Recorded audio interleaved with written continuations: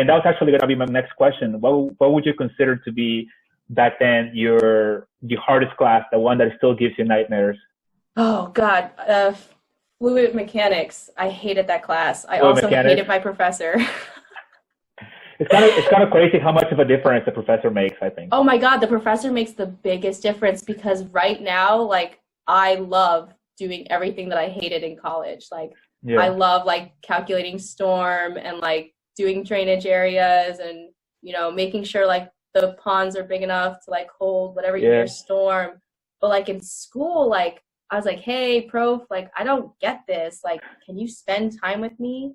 And like her office hours conflicted with one of my classes. Yeah. And she was a research professor, so she like didn't make time for me. She was like, well, these are my office hours, live with it.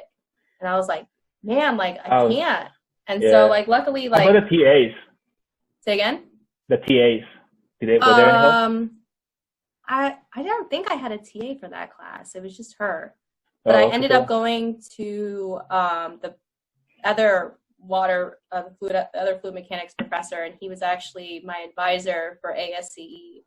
And I went to him and I told him, I was like, listen, like my professor isn't giving me the time that I need. Like, I really need this help. I don't understand this material. And like he gave me one of his grad student TAs from one of his other classes, and he helped me like and tutored me, and I ended up getting like a B on the final, which gave me a D in the class.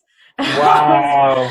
If I didn't get a B on that final, I would have failed that class. Yeah, that's crazy. You see, fluid mechanics, well, obviously as a mechanical engineer, I had to deal with a lot of fluids and like mechanics and thermodynamics, heat transfer and all that stuff.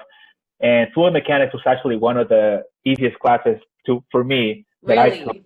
Yeah. Oh, at the time it was so hard to me. Yeah. It wasn't until like I applied it in the field that I was like, oh, this shit makes sense. And then like, but it was just, I think it was just the professor. It can make a big difference. Yeah. Because like, especially like when I worked with the TA, like I was like, oh, now I understand this. Now I get this. Like, why couldn't the professor explain it this way? Yeah. You know? I think one of the main advantages that I had with my professor was that he was a lot of times very careless. and